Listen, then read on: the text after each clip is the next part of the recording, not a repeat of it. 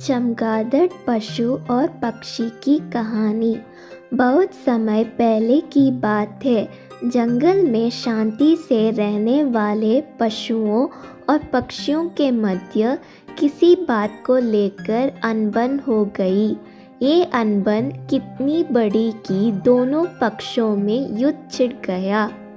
पशुओं की लंबी चौड़ी सेना थी, जिसमें राजा शेर के अतिरिक्त लोमड़ी, भेड़िया, भालू, जिराफ, सियार, खरगोश जैसे कई छोटे बड़े जानवर सम्मिलित थे। वहीं आकाश में विचरण करने वाले पक्षियों की सेना भी कुछ कम नहीं थी।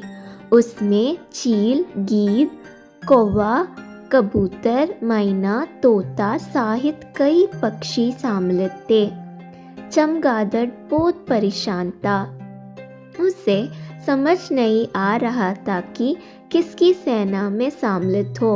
उसे अकेले देख पक्षी उसके पास आए और उसे आमंत्रित करने लगे।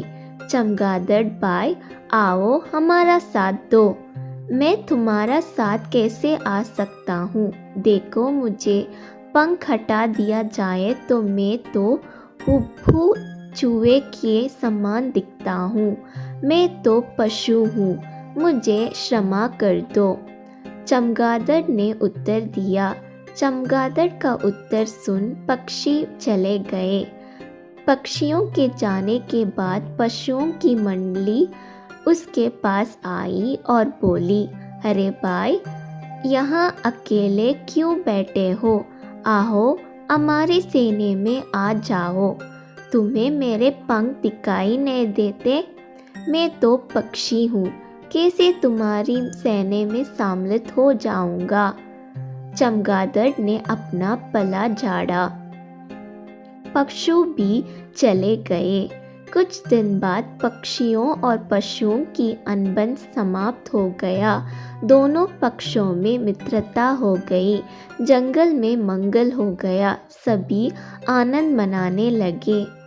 उन्हें आनंद मनाता देख चमगादड़ ने सोचा कि अब मुझे किसी एक दल में सम्मिलित हो जाना चाहिए।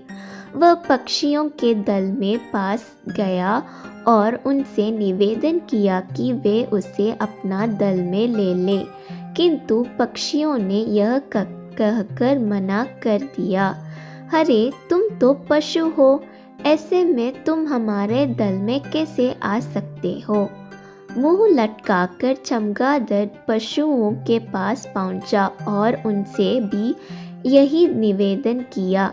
पशुओं ने भी उसे अपने दल में स्वीकार नहीं किया। वे बोले, यह तुम भूल गए हो कि तुम्हारे पंख हैं और तुम एक पक्षी हो?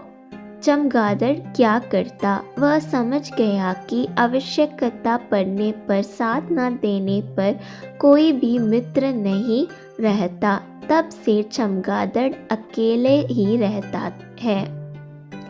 सीख: आवश्यकता पड़ने पर सदा दूसरों का सहायता करना चाहिए।